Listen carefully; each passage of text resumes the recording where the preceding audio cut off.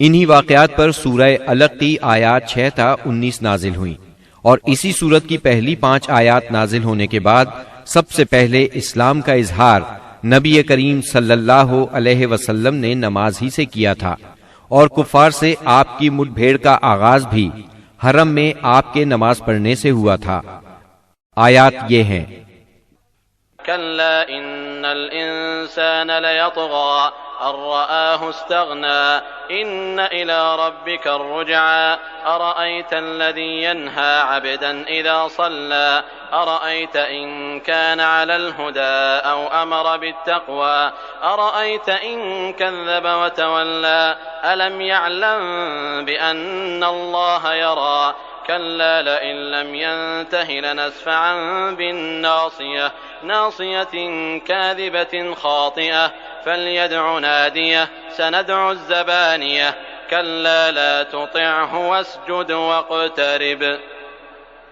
ہرگز نہیں، انسان سرکشی کرتا ہے اس بنا پر کہ وہ اپنے آپ کو بے نیاز دیکھتا ہے، حالانکہ پلٹنا یقیناً تیرے رب ہی کی طرف ہے۔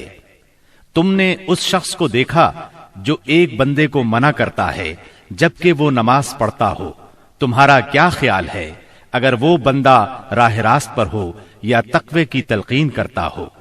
تمہارا کیا خیال ہے اگر یہ منع کرنے والا شخص حق کو جھٹلاتا اور منہ موڑتا ہو؟ کیا وہ نہیں جانتا کہ اللہ دیکھ رہا ہے؟ ہرگز نہیں، اگر وہ باز نہ آیا تو ہم اس کی پیشانی کے بال پکڑ کر کھینچیں گے، اس پیشانی کو جو جھوٹی اور خطا کار ہے۔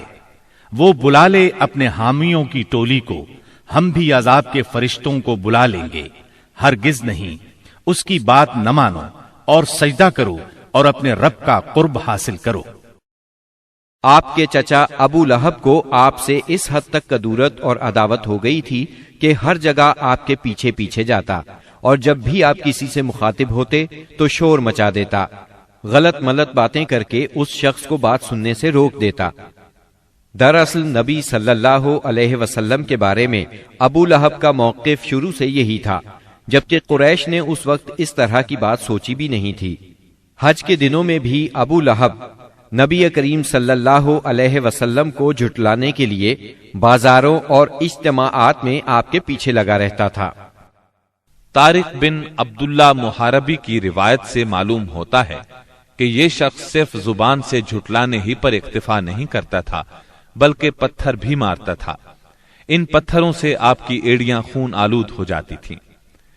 بعثت سے پہلے ابو لہب نے اپنے 2 بیٹوں عتبہ اور عتیبہ کی شادی رسول اللہ صلی اللہ علیہ وسلم کی 2 صاحبزادیوں سیدہ رقیہ اور سیدہ ام کلثوم رضی اللہ عنہما سے کی تھی۔ جب آپ نے نبوت کا اعلان فرمایا، توحید کی تبلیغ کی، تو اس نے نہایت سخت رویہ اختیار کیا اور اپنے دونوں بیٹوں کو مجبور کیا کہ وہ آپ کی بیٹیوں کو طلاق دے دیں۔ چنانچہ ان دونوں نے طلاق دے دی۔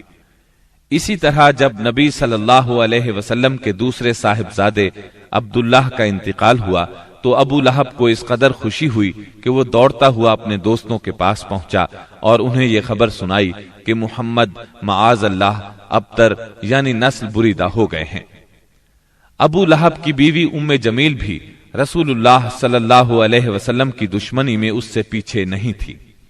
اس کا نام اروا تھا، جو حرب بن امیہ کی بیٹی اور ابو سفیان کی بہن تھی۔ یہ آپ کے راستے میں رات کے وقت کانٹے بچھا دیا کرتی تھی، بہت بد زبان تھی، فساد برپا کرنے والی تھی۔ قرآن میں اسے حمالۃ الحطب یعنی لکڑی ڈھونے والی کا لقب دیا گیا ہے۔ جب اسے معلوم ہوا کہ اس کی اور اس کے شوہر کی مذمت میں قرآن نازل ہوا ہے تو وہ رسول اللہ صلی اللہ علیہ وسلم کو تلاش کرتی ہوئی آئی۔ آپ خانہ کعبہ کے پاس مسجد حرام میں تشریف فرما تھے۔ سیدنا ابو بکر صدیق رضی اللہ عنہ بھی ساتھ تھے۔ اس کی مٹھی میں پتھر تھے۔ آپ کے سامنے آ کھڑی ہوئی تو اللہ تعالیٰ نے اس کی نگاہ پکڑ لی اور وہ رسول اللہ صلی اللہ علیہ وسلم کو نہ دیکھ سکی۔ البتہ ابو بکر صدیق اسے نظر آ رہے تھے۔ اس نے پوچھا، ابو بکر تمہارا ساتھی کہاں ہے؟ مجھے معلوم ہوا ہے کہ وہ میری حجب کرتا ہے۔ اللہ کی قسم اگر میں اس تک پہنچ گئی تو یہ پتھر اس کے منہ پر ماروں گی۔ دیکھو اللہ کی قسم میں بھی شاعرہ ہوں، یہ کہہ کر اس نے شعر پڑھا۔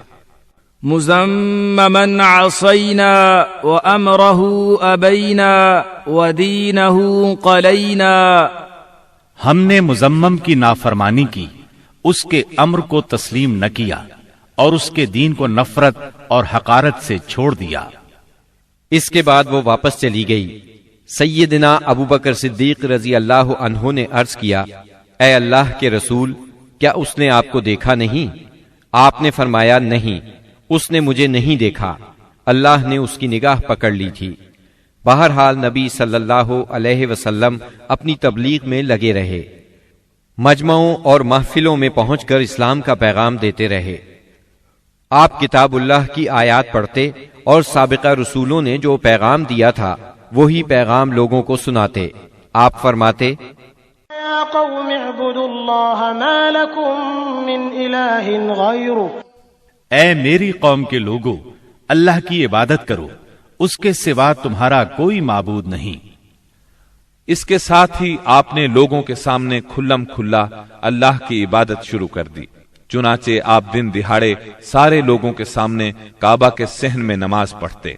آپ کی تبلیغ آہستہ آہستہ کامیاب ہوتی چلی گئی۔ قریش اس پوری صورتحال کو تشویش کی نظر سے دیکھ رہے تھے۔ ابھی تھوڑا عرصہ گزرا تھا کہ حج کا موسم آ گیا۔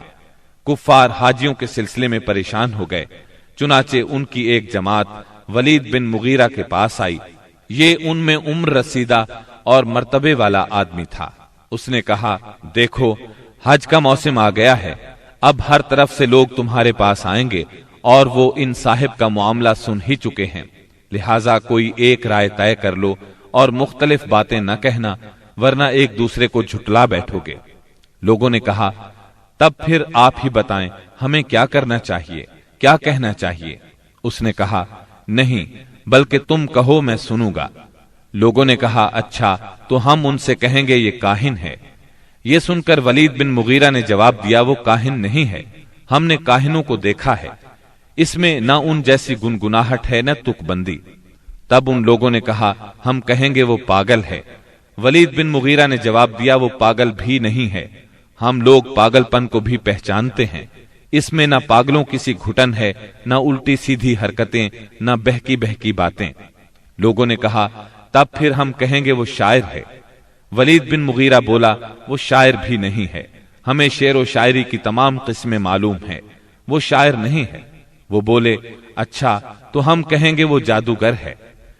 ولید بن مغیرہ نے کہا، وہ جادوگر بھی نہیں ہے، ہم نے جادو اور جادوگر سب دیکھے ہیں، اس میں ان جیسی جھاڑ پھونک ہے نہ گرہ بندی۔ انہوں نے کہا، تب پھر آخر ہم ان سے کیا کہیں، کیا بتائیں، یہ کون ہے، کیا ہے؟ اس نے جواب میں کہا، اللہ کی قسم، اس کی بات میں مٹھاس ہے، تازگی ہے، اس کی جڑ پائیدار اور شاخ پھلدار ہے، تم جو بھی کہو گے واضح ہو جائے گا کہ تم نے جھوٹ کہا ہے۔ ویسے زیادہ مناسب یہی ہے کہ تم کہہ دو وہ جادوگر ہے، اور اس کی باتوں میں جادو ہے، وہ اس کے ذریعے سے باپ بیٹے میں، بھائی بھائی میں، میاں بیوی میں، آدمی اور اس کے خاندان میں لڑائی کروا دیتا ہے، پھوٹ ڈلوا دیتا ہے۔ چنانچہ یہ بات طے کر کے وہ لوگ وہاں سے اٹھے۔ اب انہوں نے حج کے لیے آنے والوں کی راہوں میں بیٹھنا شروع کیا۔ اب جو بھی ان کے پاس سے گزرتا اسے آپ کے بارے میں بتاتے، انہیں ڈراتے اور کہتے کہ تم لوگ اس شخص کے جال میں نہ آ جانا۔ نتیجہ یہ ہوا کہ لوگوں نے آپ کو دیکھنے اور آپ کی باتیں سننے سے پہلے ہی بچ کر رہنے کی ٹھان لی۔ اس کے بعد جب حج کے دن آ گئے تب نبی اکرم صلی اللہ علیہ وسلم نے حاجیوں کے مجمعوں میں اور ان کے ڈیروں پر جانا شروع کر دیا، جا کر انہیں اسلام کی طرف بلانا شروع کیا۔ آپ فرماتے، لوگو لا الہ الا اللہ کہو، کامیاب ہو جاؤ گے۔ ادھر ابو لہب کا یہ حال تھا کہ وہ آپ کے پیچھے پیچھے لگا رہتا، آپ کو جھٹلاتا جاتا، تکلیف بھی پہنچاتا۔ اس طرح جب اس حج سے حاجی واپس لوٹے تو پورے عرب میں نبی صلی اللہ علیہ وسلم کا چرچا ہو گیا۔ قرآن مجید کی سورہ المدثر کی آیات 11 تا 26 میں اس واقعے کی طرف نشاندہی کی گئی ہے۔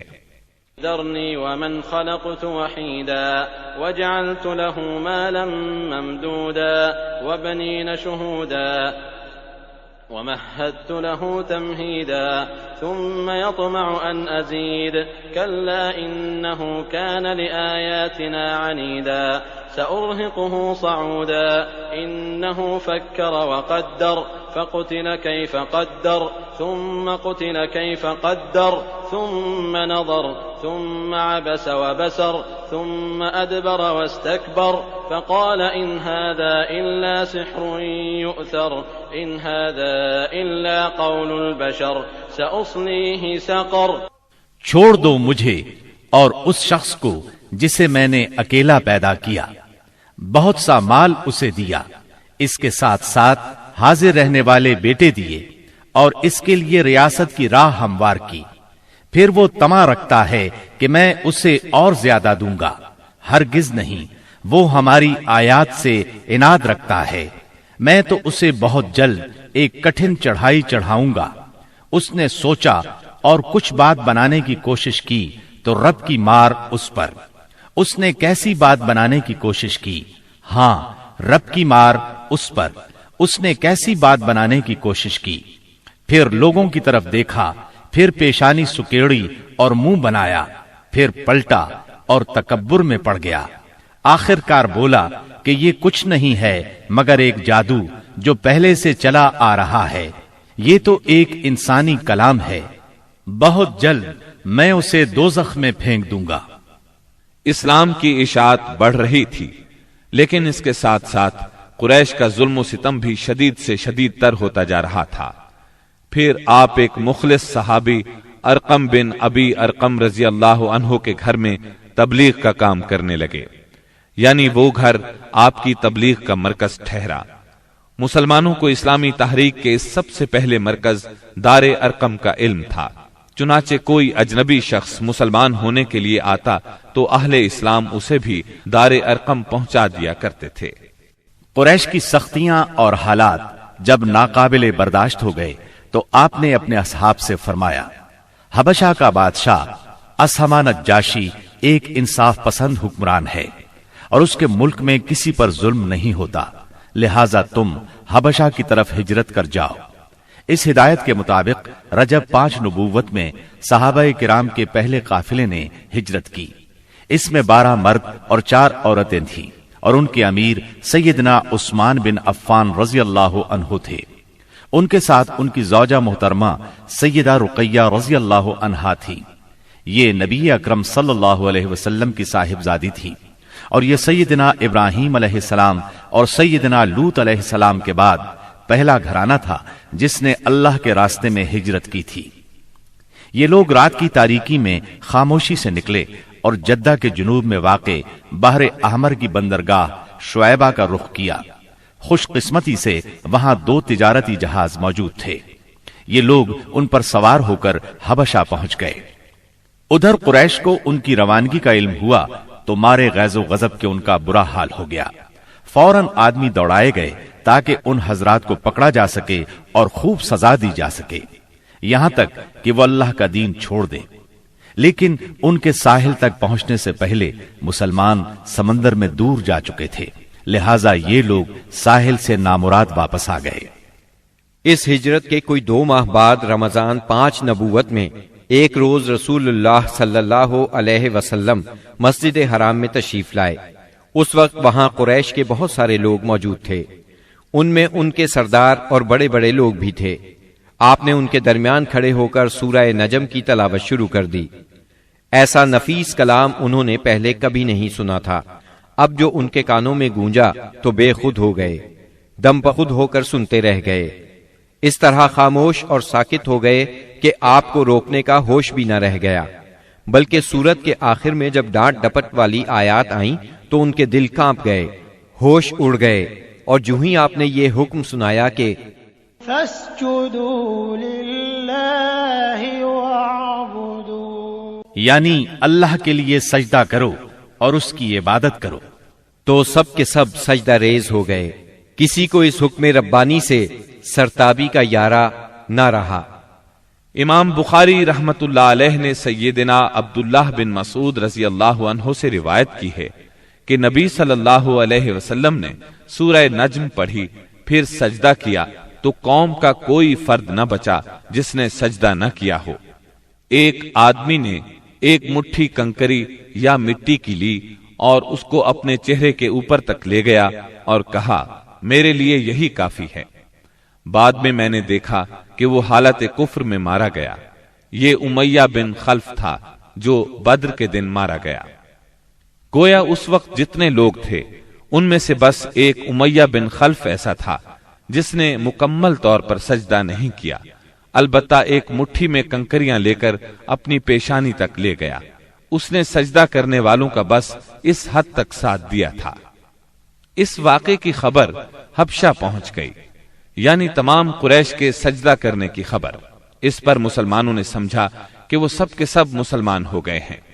وہ سب خوشی خوشی ماہ شوال میں مکے کی طرف روانہ ہو گئے، لیکن جب مکے کے اس قدر قریب پہنچ گئے کہ ایک دن سے بھی کم وقت کی مسافت باقی رہ گئی، تب انہیں اصل بات کا پتہ چلا۔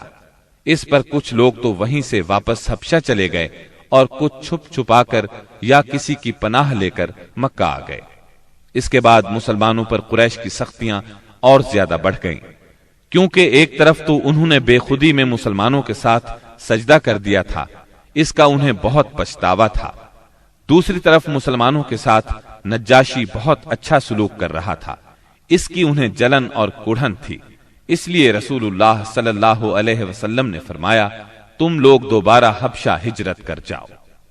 چنانچہ اس مرتبہ 82 یا 83 مرد اور 18 یا 19 عورتوں نے ہجرت کی، اور ظاہر ہے یہ ہجرت پہلی ہجرت کی نسبت زیادہ مشکل تھی، کیونکہ اب قریش چوکنے تھے، مسلمانوں کی نقل و حرکت پر ان کی نظر تھی۔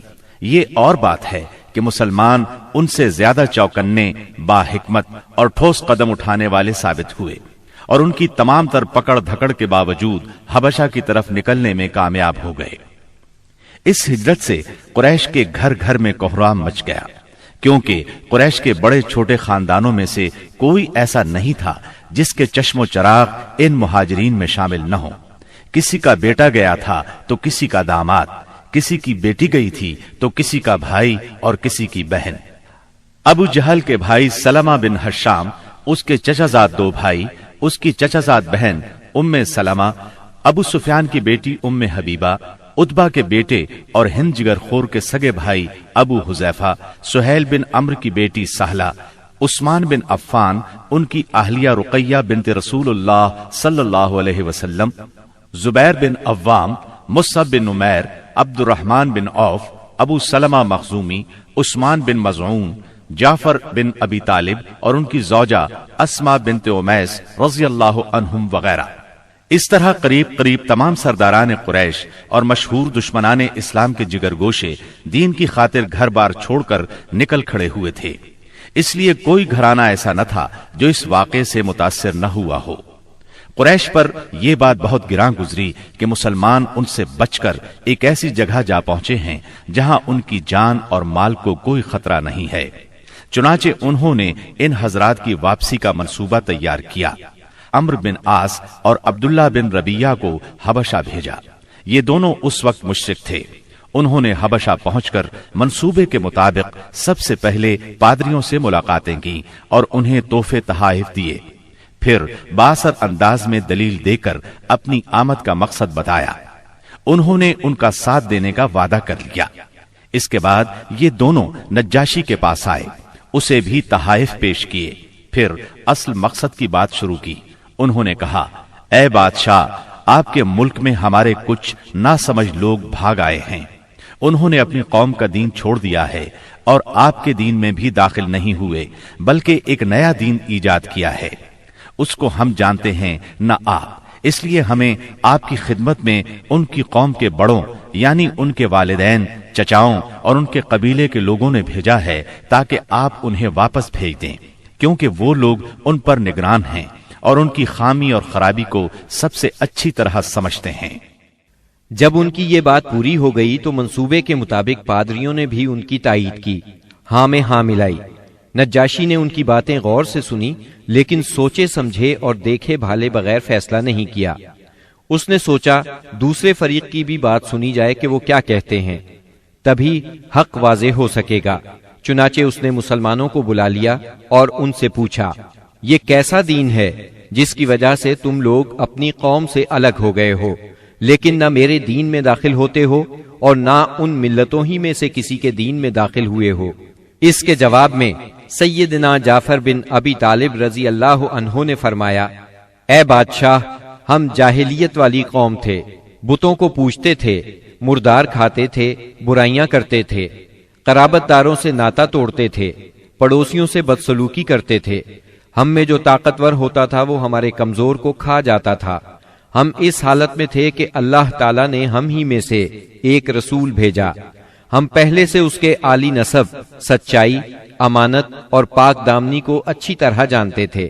اس نے ہمیں اللہ تعالیٰ کی طرف بلایا کہ ہم اسے ایک مانیں اور اسی کی عبادت کریں، اور اس کے سوا ہمارے باپ دادا جن بتوں اور پتھروں کو پوجتے رہے تھے انہیں چھوڑ دیں۔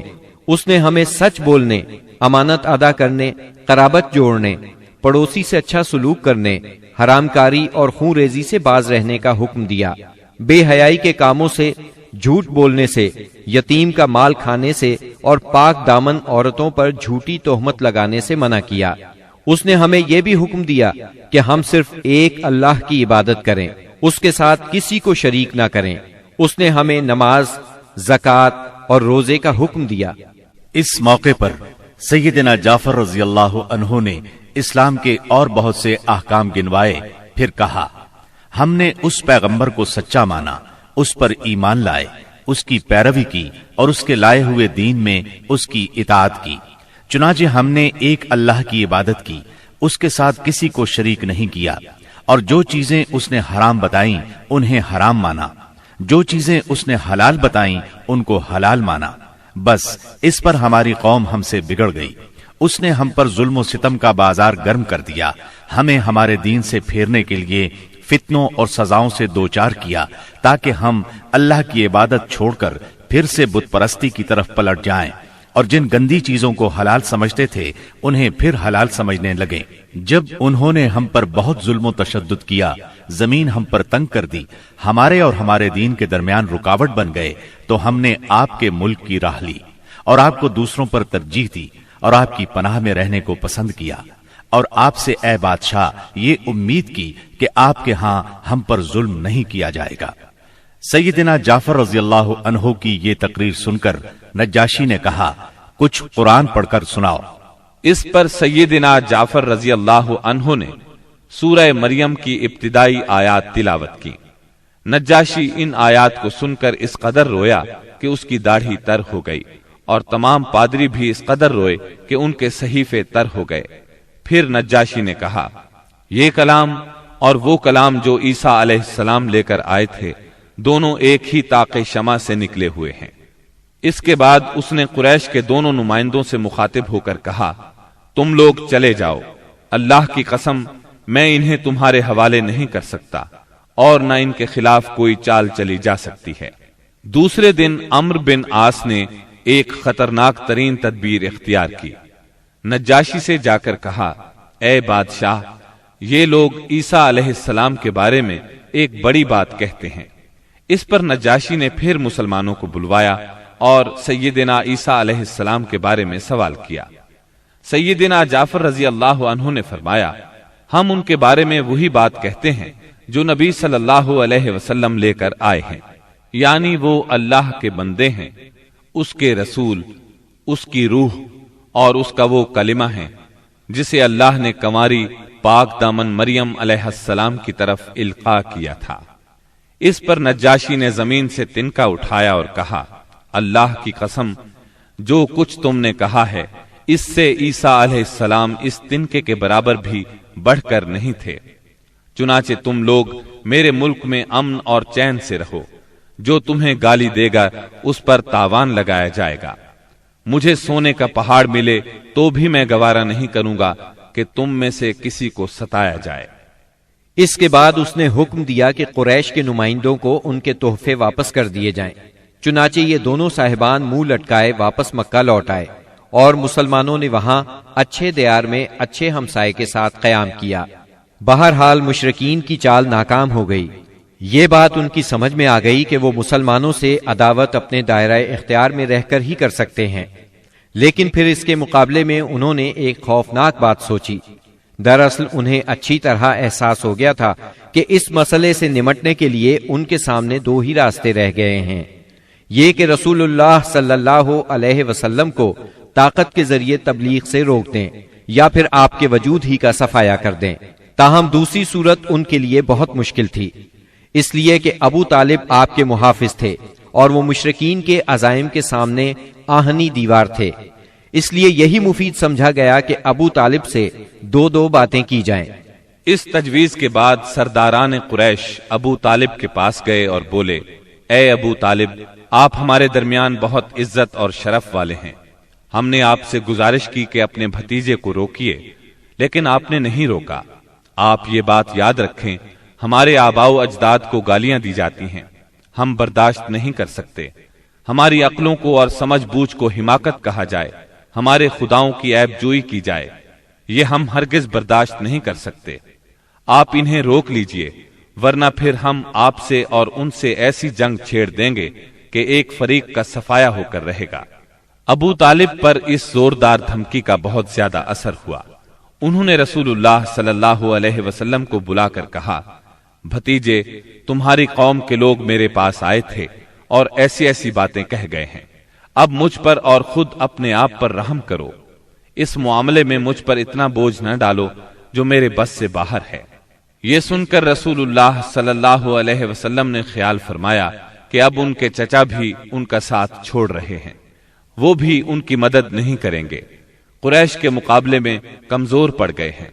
اس لیے آپ صلی اللہ علیہ وسلم نے فرمایا، چچا جان، اللہ کی قسم، اگر یہ لوگ میرے دائیں ہاتھ پر سورج اور بائیں ہاتھ پر چاند رکھ دیں کہ میں اس کام کو اس حد تک پہنچائے بغیر چھوڑ دوں کہ اللہ اسے غالب کر دے یا میں اسی راہ میں ہلاک ہو جاؤں، تب بھی میں نہیں چھوڑوں گا۔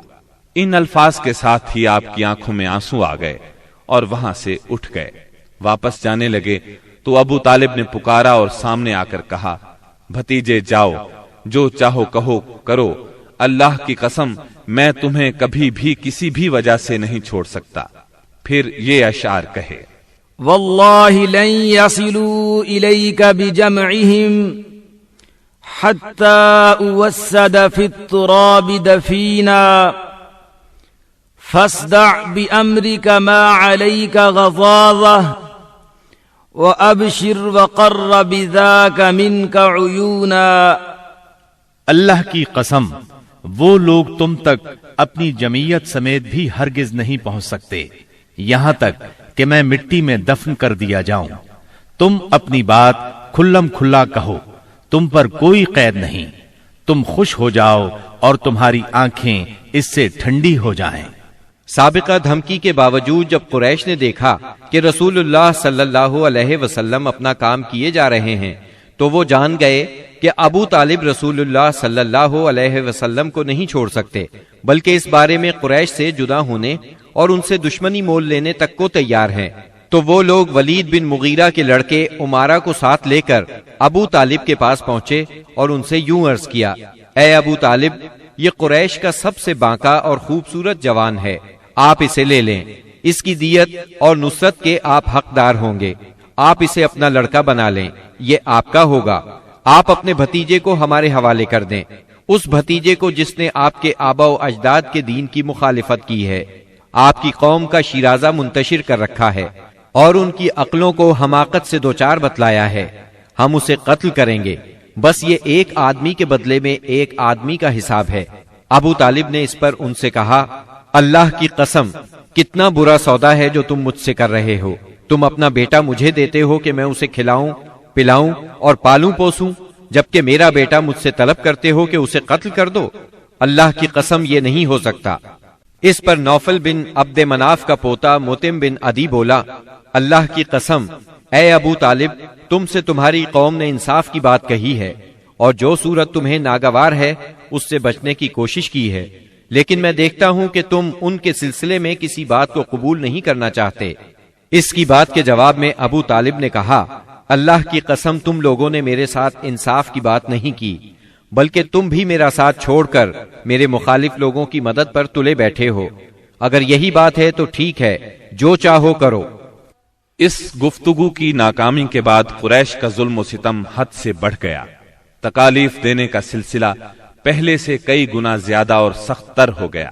انہی دنوں قریش کے سرکشوں کے دماغوں میں نبی صلی اللہ علیہ وسلم کے خاتمے کی ایک تجویز ابھری، لیکن یہ تجویز بھی ان کے خلاف گئی۔ اس تجویز کی بنا پر مکے کے دو نامور اور سرفروش یعنی سیدنا حمزہ اور سیدنا عمر بن خطاب رضی اللہ عنہما اسلام لائے اور ان کے ذریعے سے اسلام کو خوب طاقت ملی۔ ظلم و ستم کے طویل ترین سلسلے کے صرف ایک دو نمونے آپ کو سنائے جاتے ہیں۔ ایک روز ابو لہب کا بیٹا عتیبہ رسول اللہ صلی اللہ علیہ وسلم کے پاس آیا اور بولا، میں والنجم اذا ہوا اور ثم دنا فتدلی کا انکار کرتا ہوں، یعنی اس نے قرآن کی ان آیات کے بارے میں کہا کہ میں ان کا انکار کرتا ہوں۔ پھر آپ پر حملہ آور ہوا، آپ کا کرتا پھاڑ ڈالا، آپ کے چہرہ مبارک پر تھوکنے کی کوشش کی، لیکن اس کا تھوک آپ کے چہرہ مبارک تک نہ آ سکا۔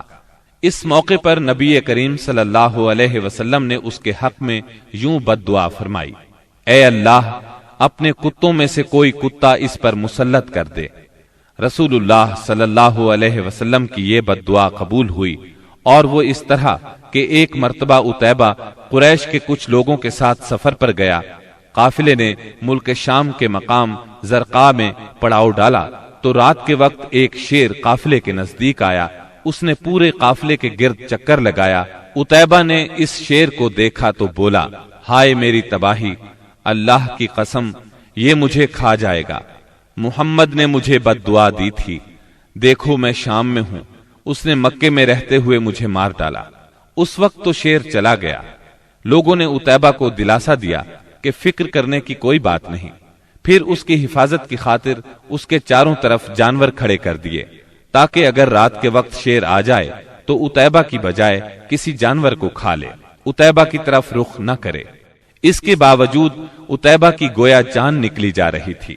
پھر رات ہو گئی، سب لوگ سو گئے، لیکن عتیبہ سے نیند کوسوں دور تھی، اور آخر کار شیر آ گیا۔ اس نے جانوروں کو کچھ نہ کہا، ایک چھلانگ لگا کر ان کے اوپر سے ہوتا ہوا عتیبہ پر جا پڑا اور اس کا سر چبا ڈالا۔ تکالیف پہنچانے والوں میں ایک شخص عقبہ بن ابی معیط تھا۔ اس نے ایک روز حالت سجدہ میں نبی صلی اللہ علیہ وسلم کی گردن اس زور سے دبائی کہ معلوم ہوتا تھا آپ کی آنکھیں باہر نکل آئیں گی۔ سیدنا امیر حمزہ رضی اللہ عنہ رشتے میں آپ کے چچا تھے، مگر عمر میں آپ سے 2-3 سال ہی بڑے تھے۔ آپ دونوں نے چونکہ سویبہ کا دودھ پیا تھا، اس لیے رضائی بھائی بھی تھے۔ سیدنا حمزہ رضی اللہ عنہ کو شکار کھیلنے اور سپاہ گری کا بہت شوق تھا۔ منہ اندھیرے تیر کمان لے کر شکار کے لیے نکل جاتے اور پورا دن اسی شوق میں گزار دیتے۔ شام کو واپس آتے تو پہلے حرم میں جاتے، طواف کرتے۔ قریش کے رئیس حرم میں اکثر اپنی الگ الگ مجلس جما کر بیٹھتے تھے۔ سیدنا حمزہ کی ان سب سے اچھی دوستی تھی، اس لیے سب لوگ ان کی بہت قدر کرتے تھے۔ ایک روز نبی اکرم صلی اللہ علیہ وسلم کوہ صفا پر بیٹھے تھے، اتنے میں ابو جہل آیا اور آپ کو دیکھتے ہی آگ بگولا ہو گیا۔ آپ کو گالیاں دینے لگا، آپ خاموش رہے۔ اس خاموشی سے اس کا پارا اور چڑھ گیا۔ اس نے ایک پتھر اٹھایا اور آپ کے سر پر دے مارا۔ آپ کا سر زخمی ہو گیا، خون بہنے لگا۔ شام کو سیدنا حمزہ رضی اللہ عنہ شکار سے لوٹے تو عبداللہ بن جدعان کی لونڈی نے بتایا کہ آج آپ کے بھتیجے محمد کو ابو جہل نے سخت تکلیف پہنچائی ہے، آپ زخمی ہو گئے ہیں۔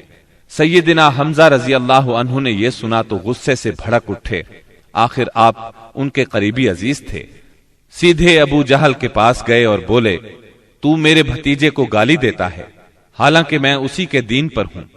اس کے بعد کمان سے اس زور سے مار ماری کہ ابو جہل اس کمان سے زخمی ہو گیا۔ اب سیدنا حمزہ رضی اللہ عنہ آپ صلی اللہ علیہ وسلم کے پاس پہنچے اور بولے، بھتیجے، تمہیں یہ سن کر خوشی ہوگی کہ میں نے ابو جہل سے تمہارا بدلہ لے لیا ہے۔ اس پر نبی اکرم صلی اللہ علیہ وسلم نے فرمایا، چچا، میں ایسی باتوں سے خوش نہیں ہوا کرتا۔ اگر آپ میری خوشی چاہتے ہیں تو اس کا آسان اور سیدھا سادہ طریقہ یہ ہے کہ آپ مسلمان ہو جائیں۔ سیدنا امیر حمزہ رضی اللہ عنہ کے دل پر اس جملے کا اتنا اثر ہوا کہ انہوں نے اسی وقت کلمہ پڑھا اور اسلام قبول کر لیا۔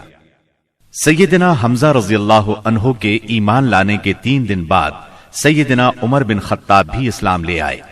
وہ قریش مکہ کے بہت بڑے ستون اور مددگار تھے۔ قریش کی طرف سے بیرونی ممالک سے سفارتی تعلقات رکھنا انہی کی ذمہ داری تھی۔ اسلام قبول کرنے سے پہلے آپ مسلمانوں کے سخت خلاف تھے، بہت سخت گیر تھے، طبیعت میں غصہ بہت تھا۔ ایک رات رسول اللہ صلی اللہ علیہ وسلم خانہ کعبہ کے پاس نماز پڑھ رہے تھے۔ سیدنا عمر رضی اللہ عنہ نے چھپ کر چند آیات سن لی۔ ان کے دل میں آیا کہ یہ حق ہے، لیکن پھر بھی اپنے خیالات پر جمے رہے، یہاں تک کہ ایک روز نبی صلی اللہ علیہ وسلم کا کام تمام کرنے کی نیت سے تلوار لے کر نکل کھڑے ہوئے۔ راستے میں ان کی ملاقات سیدنا نعیم بن عبداللہ سے ہوئی۔ یہ نئے نئے مسلمان ہوئے تھے، اس لیے ابھی ان کے اسلام لانے کی خبر سیدنا عمر رضی اللہ عنہ کو نہیں ہوئی تھی۔ ان کے ہاتھ میں ننگی تلوار اور چہرے پر شدید غصے کے آثار دیکھ کر انہوں نے پوچھا، خیر تو ہے عمر، دوپہر کے وقت ننگی تلوار لیے کدھر کا ارادہ ہے؟ سیدنا عمر رضی اللہ عنہ نے جواب دیا، محمد کو قتل کرنے کے لیے جا رہا ہوں۔ یہ سن کر نعیم بولے، محمد کو قتل کرنے سے پہلے اپنے گھر کی خبر لو۔ تمہاری بہن فاطمہ اور تمہارے بہنوئی سعید تمہارا دین چھوڑ کر اسلام قبول کر چکے ہیں۔ سیدنا عمر یہ سن کر آگ بگولا ہو گئے، سیدھے بہن کے گھر پہنچے۔ اس وقت گھر میں قرآن کے ایک معلم سیدنا خباب بن ارت رضی اللہ عنہ انہیں قرآن پڑھا رہے تھے۔ دروازے پر دستک کی آواز سن کر ان کی بہن فاطمہ بنت خطاب نے قرآن کے اوراق چھپا دیے۔ خباب بن ارت بھی ایک طرف چھپ گئے۔ اب بہنوئی نے دروازہ کھولا۔ دروازہ کھلتے ہی سیدنا عمر رضی اللہ عنہ نے پوچھا، تم کیا پڑھ رہے تھے، مجھے دکھاؤ۔ ساتھ ہی سعید بن زید کو مارنے لگے۔ بہن نے اپنے خاوند کو چھڑانے کی کوشش کی تو ان پر بھی ٹوٹ پڑے، وہ بھی زخمی ہو گئیں، ان کے منہ سے خون بہنے لگا۔ جوش میں آ کر بولی، جو جی میں آئے کر لو عمر، ہم مسلمان ہو چکے ہیں۔ سیدنا عمر رضی اللہ عنہ نے بہن کو زخمی دیکھا تو شرمندہ ہوئے اور نرم آواز میں بولے، مجھے سناؤ تم کیا پڑھ رہے تھے، میں جاننا چاہتا ہوں تمہارا دین کیا ہے۔ فاطمہ بنت خطاب رضی اللہ عنہا نے جوش کے عالم میں چند جملے کہے، پھر فرمایا، جاؤ پہلے غسل کرو، پھر دکھائیں گے ہم کیا پڑھ رہے تھے۔ غسل کے بعد انہیں قرآنی اوراق دکھائے گئے۔ انہیں نرم پڑھتے دیکھ کر سیدنا خباب بن ارت بھی کونے سے نکل کر سامنے آ گئے۔ قرآن کے اوراق پر سورہ طٰہٰ کی چند آیات تھیں۔ سیدنا عمر رضی اللہ عنہ نے ان کو پڑھا تو کایا پلٹ گئی اور بولے، یہ تو بہت عمدہ چیز ہے، بتاؤ مسلمان کس طرح ہوتے ہیں۔ سیدنا خباب بن ارت نے کہا، اے عمر، جمعرات کی رات رسول اللہ صلی اللہ علیہ وسلم نے اللہ تعالی سے دعا کی تھی کہ اے اللہ، ابو جہل یا عمر بن خطاب سے اسلام کو تقویت دے۔ تمہیں خوشخبری ہو کہ یہ سعادت تمہارے حصے میں آ رہی ہے۔ رسول اللہ صلی اللہ علیہ وسلم دار ارقم میں ہیں۔ سیدنا عمر رضی اللہ عنہ ان کے ساتھ دار ارقم پہنچے، دروازے پر دستک دی۔ دروازہ کھلنے پر اندر موجود لوگ سیدنا عمر رضی اللہ عنہ کو دیکھ کر چونک اٹھے۔ نبی صلی اللہ علیہ وسلم کو بتایا تو آپ نے فرمایا، آنے دو۔ سیدنا عمر رضی اللہ عنہ اندر داخل ہوئے۔ آپ صلی اللہ علیہ وسلم نے ان کا کرتا پکڑ کر کھینچا اور فرمایا، عمر، کس ارادے سے آئے ہو؟ سیدنا عمر رضی اللہ عنہ نے فوراً کلمہ پڑھا، اشہد اللہ الہ الا اللہ وانک رسول اللہ، میں گواہی دیتا ہوں کہ یقیناً اللہ کے سوا کوئی لائق عبادت نہیں اور یقیناً آپ اللہ کے رسول ہیں۔ یہ اس قدر اچانک اور اس قدر غیر متوقع تھا کہ وہاں موجود تمام صحابہ بے ساختہ پکار اٹھے، اللہ اکبر۔ دار ارقم گونج اٹھا۔ سیدنا عمر رضی اللہ عنہ کا ایمان لے آنا کوئی معمولی واقعہ نہیں تھا۔ مسلمانوں میں خوشی کی لہر دوڑ گئی۔ دوسری طرف قریش اپنی تدابیر میں مصروف تھے۔ ایک روز کچھ سردار مسجد حرام میں محفل جمائے بیٹھے تھے، جبکہ آپ ایک کونے میں الگ بیٹھے تھے۔ مسلمانوں کی بڑھتی ہوئی تعداد نے قریش کی پریشانی میں بہت اضافہ کر دیا تھا، لہذا اس موقع پر ابو سفیان کے خسر عتبہ بن ربیعہ نے قریش کے سرداروں سے کہا، صاحبو، اگر آپ لوگ پسند کریں تو میں جا کر محمد سے بات کروں اور ان کے سامنے چند تجاویز رکھوں، شاید کہ وہ ان میں سے کوئی تجویز مان لیں اور ہم لوگ بھی اس کو قبول کر لیں، ہو سکتا ہے اس طرح وہ ہماری مخالفت سے باز آ جائیں۔ سب حاضرین نے اس بات سے اتفاق کیا۔ عتبہ اٹھ کر آپ کے پاس پہنچا اور آپ کے پاس بیٹھ گیا۔ آپ نے اس کی طرف دیکھا تو وہ بولا، بھتیجے، تم اپنی قوم میں اپنے نسب اور خاندان کے اعتبار سے جو حیثیت رکھتے ہو وہ تمہیں معلوم ہے، مگر تم اپنی قوم پر ایک بڑی مصیبت لے آئے ہو۔ تم نے جماعت میں تفرقہ ڈال دیا ہے، ساری قوم کو تم بے وقوف ٹھہراتے ہو، قوم کے معبودوں اور اس کے دین کی برائی کرتے ہو اور ایسی باتیں کرنے لگے ہو جن کے معنی یہ ہیں کہ ہم سب کے باپ دادا کافر تھے۔ اب ذرا میری بات سنو، کچھ تجاویز تمہارے سامنے رکھتا ہوں، ان پر غور کرو، شاید کہ ان میں سے کسی کو تم قبول کر لو۔ اس کے خاموش ہونے پر آپ نے فرمایا، ابو الولید، آپ کہیں، میں سن رہا ہوں۔ اس نے کہا، بھتیجے، یہ کام جو تم نے شروع کیا ہے، اس سے اگر تمہارا مقصد مال حاصل کرنا ہے تو ہم سب مل کر تمہیں اتنا کچھ دینے کے لیے تیار ہیں کہ تم ہم میں سب سے زیادہ مالدار ہو جاؤ گے۔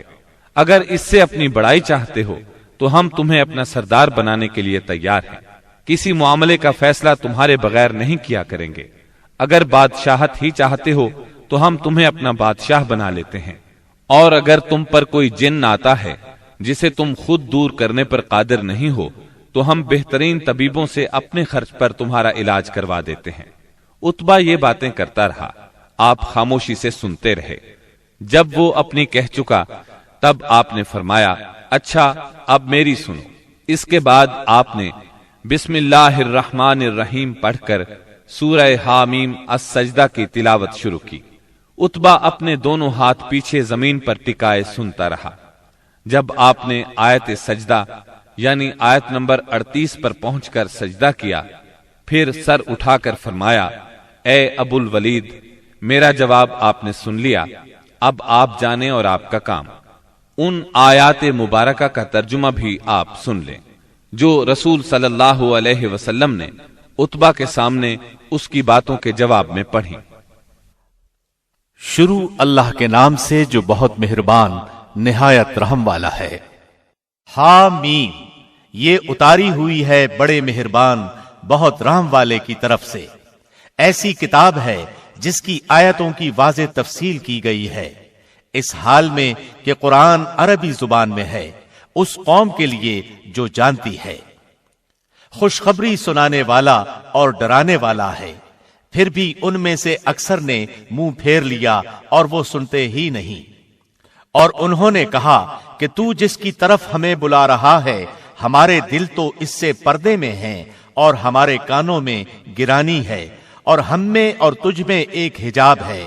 اچھا تو اپنا کام کیے جا، ہم بھی یقیناً کام کرنے والے ہیں۔ آپ کہہ دیجئے کہ میں تو تم ہی جیسا انسان ہوں، مجھ پر وحی نازل کی جاتی ہے کہ تم سب کا معبود ایک اللہ ہی ہے، سو تم اس کی طرف متوجہ ہو جاؤ اور اس سے گناہوں کی معافی چاہو، اور ان مشرکوں کے لیے بڑی ہی خرابی ہے جو زکوٰۃ نہیں دیتے اور آخرت کے بھی منکر ہی رہتے ہیں۔ بے شک جو لوگ ایمان لائیں اور بھلے کام کریں ان کے لیے نہ ختم ہونے والا اجر ہے۔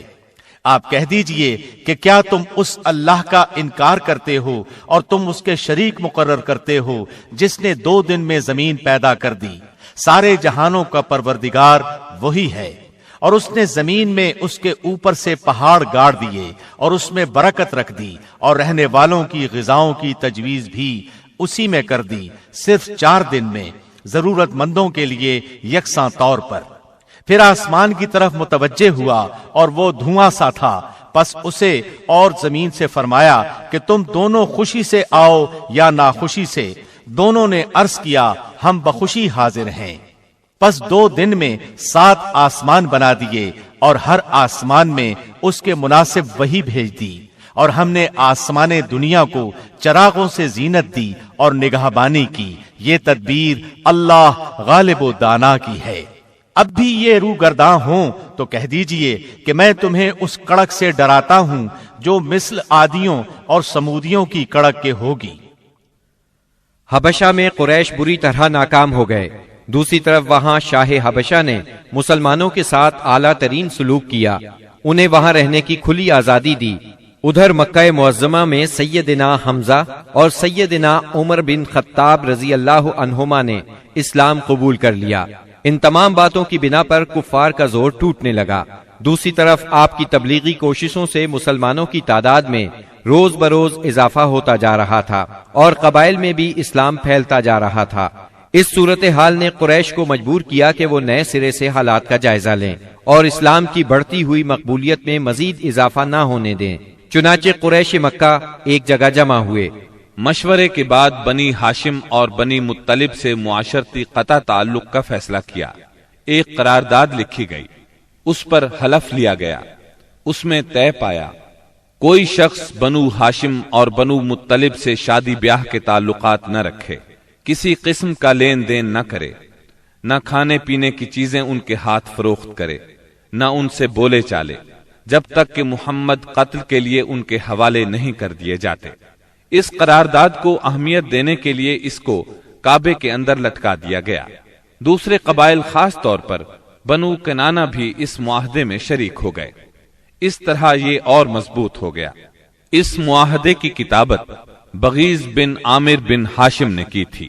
رسول اللہ صلی اللہ علیہ وسلم نے اس پر بد دعا کی اور اس کا ہاتھ یا ہاتھ کی بعض انگلیاں شل ہو گئیں۔ قریش مکہ کے اس معاشرتی بائیکاٹ سے مجبور ہو کر ابو طالب نے اپنے خاندان کے ساتھ شیب ابی طالب میں پناہ لی۔ شیب ابی طالب مکہ معظمہ میں ایک محلے کا نام تھا۔ بنی ہاشم اس میں رہا کرتے تھے۔ شیب عربی زبان میں گھاٹی کو کہتے ہیں۔ یہ محلہ کوہ ابو قبیس کی گھاٹیوں میں سے ایک گھاٹی میں واقع تھا اور ابو طالب بنی ہاشم کے سردار تھے، اس لیے شیب ابی طالب کہا جاتا تھا۔ بنی ہاشم اور بنی مطلب کے ہر شخص نے ساتھ دیا۔ مسلمانوں نے ان کی وجہ سے اور کفار کے خاندانی اور نسبتی تعلق کی بنا پر محصور ہونا قبول کیا۔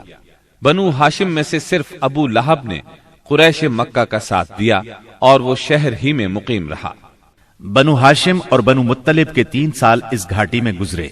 یہ 3 سال اس قدر سخت، تنگ دستی، غربت اور تکالیف کے تھے کہ بھوک کی شدت سے بچوں کے بلبلانے کی آوازیں راستہ چلتے لوگوں کو سنائی دیتی تھیں، مگر سنگ دل کفار ان چیخوں کو سن کر خوش ہوتے تھے۔ مسلمانوں نے ان 3 برسوں میں درختوں کے پتے اور چمڑے کھا کر پیٹ کی آگ بجھائی۔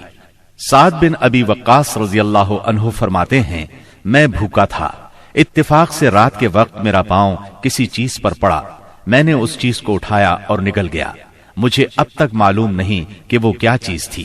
اسی طرح اونٹ کی کھال کا سوکھا ہوا چمڑا انہیں کہیں راستے میں پڑا مل گیا، انہوں نے پانی سے دھو کر اس کو جلایا اور صفوف بنا کر پانی کے ساتھ کھا کر 3 راتیں بسر کی۔ یہ معاشرتی بائیکاٹ اتنا شدید تھا کہ قریش نے کھانے پینے کی اشیاء کا لے جانا بھی بند کر دیا تھا۔ جب کوئی تجارتی قافلہ مکے آتا تو ابو لہب اٹھتا اور اعلان کرتا، کوئی تاجر عام نرخوں پر اصحاب محمد کو فروخت نہ کرے، بلکہ اتنی قیمت بڑھائے کہ وہ چیز ان لوگوں کی قوت خرید سے باہر ہو جائے۔ قریش میں سے بعض لوگوں کے دل ان حضرات کی یہ حالت دیکھ کر کڑتے تھے، کیونکہ وہ ان کے عزیز تھے، چنانچہ ایسے لوگ خفیہ طور پر کھانے پینے کی چیزیں بھیج دیتے تھے۔ ایک دن سیدنا حکیم بن حزام رضی اللہ عنہ اپنی پھوپھی سیدہ خدیجہ رضی اللہ عنہا کے لیے کچھ چیزیں لے کے جا رہے تھے کہ ابو جہل نے راستہ روک لیا اور کہا، اگر تم نے شیب ابی طالب میں غلہ پہنچانے کی کوشش کی تو میں سب لوگوں میں تمہیں رسوا کر دوں گا۔ اتفاق سے اس وقت ابو البختری سامنے سے آ گیا۔ واقعے کی تفصیل سن کر ابو جہل سے کہنے لگا، اگر ایک شخص اپنی پھوپھی کے لیے کچھ غلہ بھیجتا ہے تو تم کیوں رکاوٹ بنتے ہو؟ چنانچہ ابو البختری کی مداخلت کی وجہ سے اسے اپنی پھوپھی کے پاس غلہ بھجوانے دیا۔ غرض ایسی ہی تکالیف اور مصائب کی وجہ سے مکے کے بعض نیک دل لوگوں کو یہ سفاکانہ معاہدہ ختم کرنے کا خیال آیا۔ آخر ہشام بن عمرو کی کوششوں سے زہیر بن ابی امیہ، سیدہ ختیجہ رضی اللہ عنہا کے رشتہ دار مطعم بن عدی، زمعہ بن اسود اور ابو البختری بن ہاشم اور مختلف قبائل کے بعض افراد نے رات کو خفیہ مجلس میں اس معاہدے کی منسوخی کا طریقہ کار مرتب کیا۔ پھر صبح کو کعبۃ اللہ کے پاس اپنے اپنے حلقے میں جمع ہوئے۔ طواف کے بعد پہلے زہیر نے اعلان کیا، جب تک انسانیت کے خلاف اس معاہدے کو ختم نہیں کیا جائے گا میں چین سے نہیں بیٹھوں گا۔ اس پر ابو جہل نے مخالفت کی، لیکن 4 اور نیک دل انسانوں نے اپنے اپنے قبیلے کی طرف سے یکے بعد دیگرے اس بائیکاٹ کو ختم کرنے کا اعلان کیا۔ ابو جہل مجلس کا یہ رنگ دیکھ کر دنگ رہ گیا اور کہنے لگا، یہ معاملہ تو پہلے ہی سے طے شدہ لگتا ہے۔ تکالیف پہنچانے کی پالیسی کے بعد جب قریش نبی کریم صلی اللہ علیہ وسلم کو نفسیاتی حربوں سے شکست نہ دے سکے تو انہوں نے اب ان پر معاشرتی دباؤ ڈالنے کا پروگرام بنایا۔ اس کے لیے ان کے سرپرست اور نگران ابو طالب پر دباؤ ڈالنا ضروری تھا۔ چنانچہ سرداران قریش نے بار بار ان کے پاس جا کر شکایت کی۔ ایک بار تو قریباً 25 سردار ابو طالب کے پاس پہنچے۔ ان میں ابو جہل، ابو سفیان، امیہ بن خلف، عتبہ، اسود بن عبد المطلب اور شیبہ شامل تھے۔ انہوں نے پہلے تو آپ کے خلاف اپنی شکایات بیان کی، پھر کہا، ہم آپ کے سامنے ایک انصاف کی بات پیش کرتے ہیں۔ آپ کا بھتیجا ہمیں ہمارے دین پر چھوڑ دے اور ہم اسے اس کے دین پر چھوڑ دیتے ہیں۔ وہ جس معبود کی عبادت کرنا چاہے کرے، ہمیں اس سے کوئی غرض نہیں، مگر وہ ہمارے معبودوں کی برائی نہ بیان کرے اور یہ کوشش نہ کرتا پھرے کہ ہم اپنے معبودوں کو چھوڑ دیں۔ آپ ہم سے اس شرط پر اس کی صلح کرا دیں۔ ان کے خیال میں مصالحت کا اس سے اچھا طریقہ کیا ہو سکتا تھا؟ ابو طالب نے نبی اکرم صلی اللہ علیہ وسلم کو بلایا اور ساری بات بیان کی۔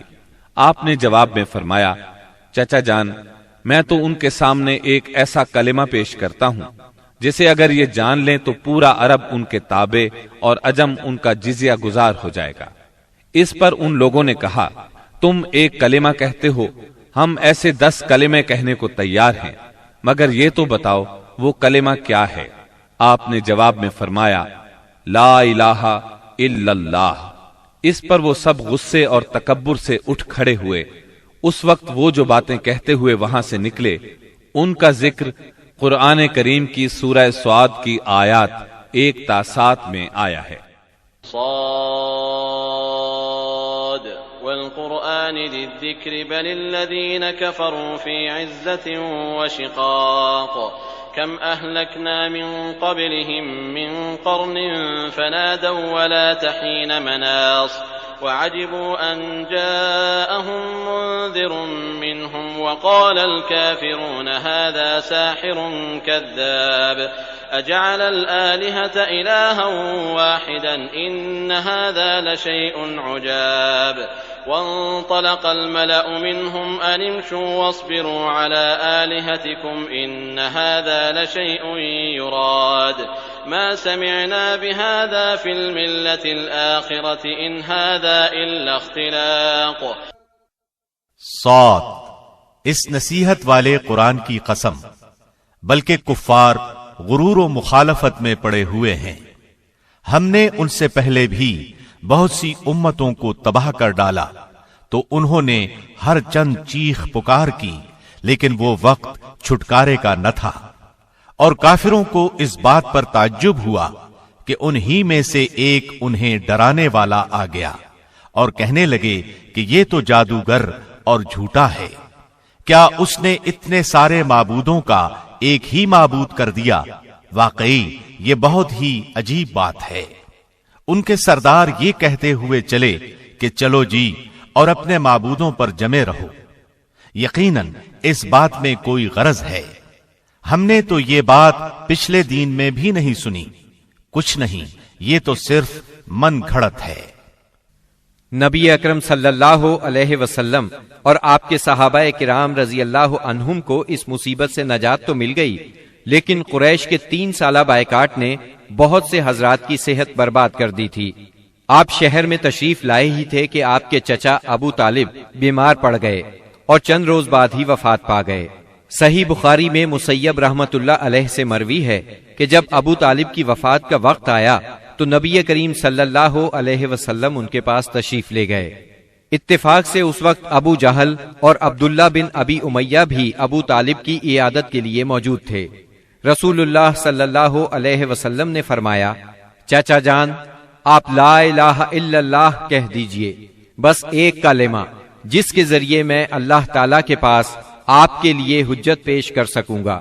اسی وقت ابو جہل اور عبداللہ بن ابی امیہ نے دخل اندازی کی، بولے، ابو طالب، کیا تم اپنے باپ عبد المطلب کے دین سے پھر جاؤ گے؟ یہ سن کر ابو طالب ذرا دیر کے لیے رکے، پھر بولے، میں عبد المطلب کے دین پر مرتا ہوں۔ اس کے بعد ابو طالب نے آپ کی طرف دیکھا اور کہا، میں کلمہ شہادت کہہ دیتا، لیکن قریش کہیں گے کہ ابو طالب موت سے ڈر گیا۔ یہ سن کر آپ نے فرمایا، میں آپ کے لیے مغفرت کی دعا کرتا رہوں گا جب تک اللہ مجھے ایسا کرنے سے منع نہ کر دے۔ اس پر سورہ توبہ کی آیت 113 نازل ہوئی۔ ما كان للنبي والذين آمنوا أن يستغفروا للمشركين ولو كانوا أولي قربى من بعد ما تبين لهم أنهم أصحاب الجحيم۔ نبی اور اہل ایمان کے لیے درست نہیں کہ مشرکین کے لیے دعائے مغفرت کریں، اگرچہ وہ قرابت دار ہی کیوں نہ ہوں، جبکہ ان پر واضح ہو چکا ہے کہ وہ جہنمی ہیں۔ جناب ابو طالب کی وفات کے چند روز بعد سیدہ خدیجہ رضی اللہ عنہا نے انتقال فرمایا۔ آپ اپنے شفیق چچا کی وفات کے صدمے سے ابھی سنبھلے بھی نہیں تھے کہ سیدہ خدیجہ رضی اللہ عنہا جیسی جانثار اور غم گسار رفیقہ حیات دنیا سے رخصت ہو گئیں۔ ان کی وفات نبوت کے 10ویں سال ماہ رمضان میں ہوئی۔ اس وقت ان کی عمر 65 برس تھی۔ رسول اللہ صلی اللہ علیہ وسلم کا ارشاد ہے، جس وقت لوگوں نے میرے ساتھ کفر کیا وہ مجھ پر ایمان لائیں، جس وقت لوگوں نے مجھے جھٹلایا انہوں نے میری تصدیق کی، جس وقت لوگوں نے مجھے محروم کیا انہوں نے مجھے اپنے مال میں شریک کیا، اور اللہ نے مجھے ان سے اولاد دی اور دوسری بیویوں سے کوئی اولاد نہ دی۔ ان کی میت خود آپ نے قبر میں اتاری۔ اس سال کا نام خود آپ نے عام الحزن رکھا۔ یہ نام تاریخ اسلام کا جز بن گیا۔ جناب ابو طالب اور سیدہ خدیجۃ الکبریٰ کی وفات کے بعد کفار مکہ اور بھی زیادہ دلیر ہو گئے، پہلے سے زیادہ آپ کو تنگ کرنے لگے، یہاں تک کہ آپ کا گھر سے نکلنا بھی مشکل ہو گیا۔ ابو طالب کی وفات پر ابو لہب بنو ہاشم کا سردار بنا۔ شروع ہی میں اس نے اعلان کر دیا کہ آپ اپنے اقوال اور اعمال کے ذمہ دار ہیں۔ یہ اعلان گویا آپ کو برادری سے خارج کر دینے کے برابر تھا کہ جو چاہے آپ کو معاذ اللہ قتل کر دے، قبیلہ آپ کی حمایت نہیں کرے گا۔ آخر کار آپ شوال 10 نبوت اواخر مئی یا اوائل جون 619 عیسوی کو اس ارادے سے طائف تشریف لے گئے کہ بنی ثقیف کو اسلام کی طرف بلائیں، اور اگر وہ اسلام قبول نہ کریں تو انہیں کم از کم اس بات پر آمادہ کریں کہ وہ آپ کو اپنے ہاں چین سے بیٹھ کر کام کرنے کا موقع دیں۔ طائف مکہ معظمہ سے 60 میل کے فاصلے پر پہاڑوں میں ایک سرسبز و شاداب مقام ہے، جو اپنی خوشگوار آب و ہوا کی وجہ سے اہل حجاز کے لیے ایک صحت افزا مقام کی حیثیت رکھتا ہے۔ جس وقت آپ نے طائف کا سفر اختیار کیا، وہاں قبیلہ بنو ثقیف برسر اقتدار تھا۔ آپ کو اس وقت کوئی سواری تک میسر نہیں تھی۔ مکہ معظمہ سے طائف تک کا سفر آپ نے پیدل طے کیا۔ آپ کے ساتھ صرف زید بن حارثہ رضی اللہ عنہ تھے۔ راستے میں جس قبیلے سے گزر ہوتا اسے اسلام کی دعوت دیتے، لیکن کسی نے بھی دعوت قبول نہ کی۔ وہاں پہنچ کر آپ نے 10 دن قیام فرمایا۔ اس قیام کے دوران ثقیف کے 3 سرداروں کے پاس گئے جو آپس میں بھائی تھے، جن کے نام یہ ہیں: عبد یالیل، مسعود اور حبیب۔ ان کے والد کا نام عمرو بن عمیر ثقفی تھا۔ آپ نے انہیں اللہ کی اطاعت اور اسلام کی مدد کی دعوت دی۔ انہوں نے انکار کر دیا اور خوف محسوس کیا کہ کہیں ان کا نوجوان طبقہ آپ کی تبلیغ سے متاثر نہ ہو جائے۔ مجبوراً آپ کو طائف چھوڑنا پڑا۔ جب آپ وہاں سے نکلے تو ثقیف کے سرداروں نے اپنے ہاں کے لفنگوں کو آپ کے پیچھے لگا دیا۔ وہ راستے کے دونوں طرف دور تک آپ پر آوازیں کستے چلے گئے۔ انہوں نے گالیاں بھی دی اور پتھر بھی مارے، اس قدر پتھر مارے کہ آپ زخموں سے چور ہو گئے، اور اس قدر خون نکلا کہ آپ کے جوتے مبارک بھی